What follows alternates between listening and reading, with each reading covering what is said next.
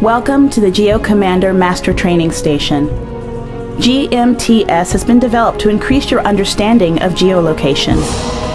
You're encouraged to take written notes for the review of core concepts and to replay missions to improve your stats.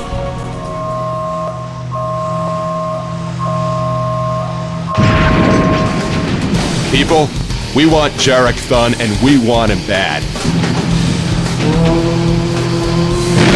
I want a fix on this guy ASAP. Geo-capable. Geo-made.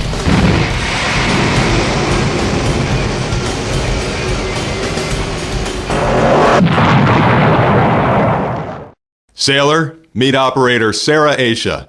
She'll take over from here. We're going to do a quick overview of the GeoCommander station.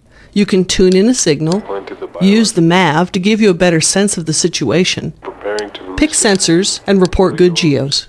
I'm going to introduce you to 3 new terms and their visual representations. First, the Area of Interest, or AOI, shows you the general region where the SOI we're trying to locate is emitting from.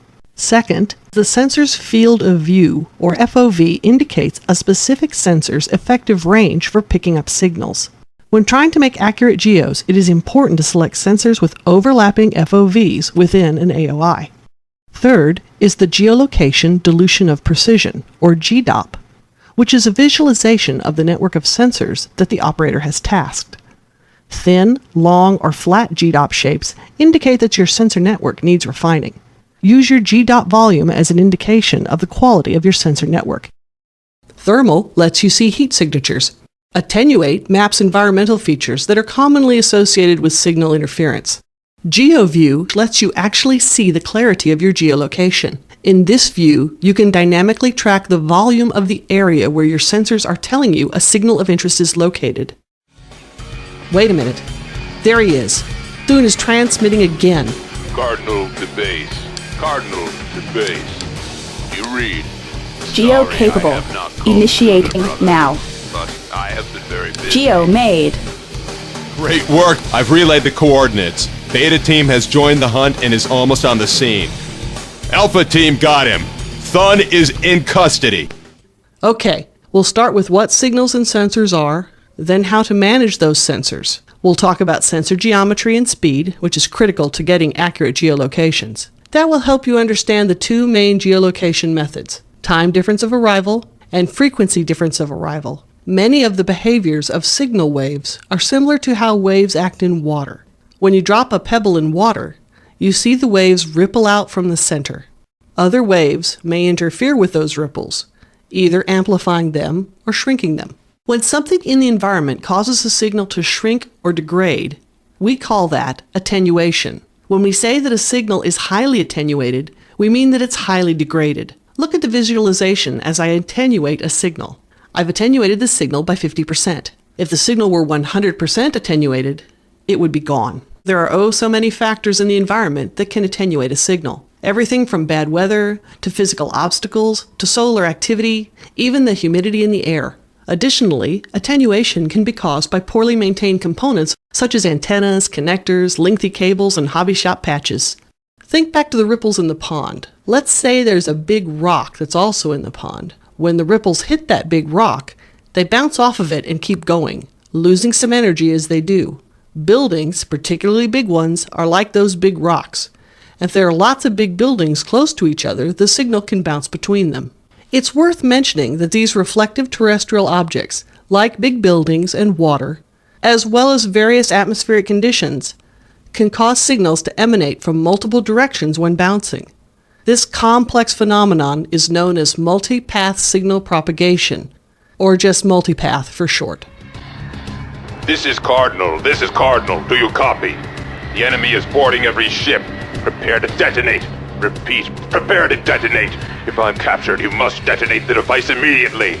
Get me a geo on it ASAP. Need geo above 0.50. Geo-capable. Geo-made. Great work. Commander Stone has ordered Spec Ops teams in the air. They should be closing on Thun's position and the WMDs any second now. We've talked about signals, so let's talk about sensors. Sensor is a term which refers to devices that detect visible light, like cameras or infrared. Some advanced sensors even detect radiological or biological agents. But we're concerned with devices that detect radio waves. Sensors can be mobile or stationary. Remember how we talked about signals being waves? As those wave fronts move forward, each sensor receives the signal at a slightly different time of arrival, or TOA. And when compared against each other, they provide a time difference of arrival.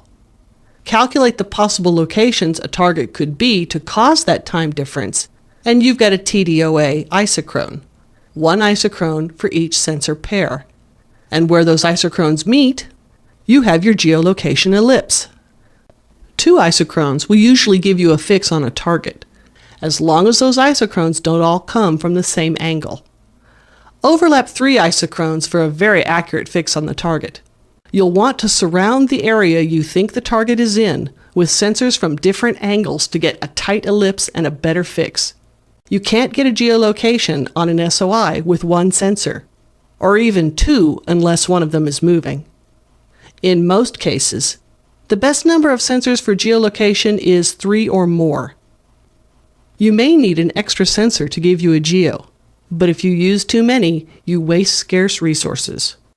Frequency difference of arrival, or FDOA, relies on measuring the relative Doppler shift of a signal between sensors. When a sensor is moving, the perceived frequency of the signal changes. It's called a Doppler shift. We experience this with sound waves all the time. When the sound source is approaching us, or we are approaching it, the sound waves get compressed, and we hear a higher pitch. But when we pass the source, the sound waves get stretched out and have a lower pitch. When using FDOA, the sensors use those Doppler shifts in signal frequency to generate isodops, which are similar to TDOA isochrones. The intersection of these isodops and isochrones give us our target ellipse. But hey, listen up. FDOAs involve a very important limitation. The target cannot be moving. If it is, FDOA will produce wildly inaccurate results because the direction and velocity of the target are an unknown. HF is especially tricky to geolocate because it can travel for very long distances, bounce off the ionosphere, and follow the curve of the Earth. The lower frequency of HF signals tends to produce less precise FDOAs. The narrower bandwidth of HF signals tends to produce less precise TDOAs. Even though the geo-ellipse is a little bigger, when you factor in the greater potential distance to the target, it's still good information. 12 hours ago, a 4-man recon team was hit by an RPG and went down in an area inhabited by enemy sympathizers. I want our people back, and I want you to find them.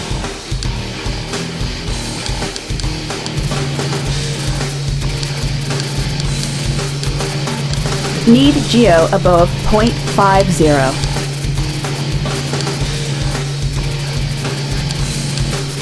Geo capable. Initiating now. Geo made. The helos are up. We've rescued 2 of the 4. I know you don't deal with those you label terrorists. You have seconds to bend that rule. Whoever he is, he's right. We don't deal with terrorists. You're going to get a ton of noise and signal bounce from all the high-rises. Just hurry. You know you can hear me, since I'm using the transmitter that Pilot Bartels was Need unconscious geo enough to above provide. 0.50. Here is what I want you to do. In a few seconds. Geo made. Relaying targeting data.